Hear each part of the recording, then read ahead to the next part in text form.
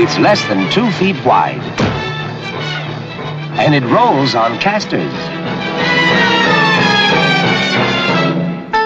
It attaches to the faucet, so you can have water to wash your clothes.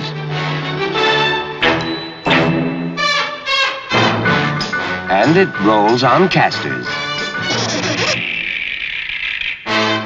It has 2 speeds, and it rolls on casters.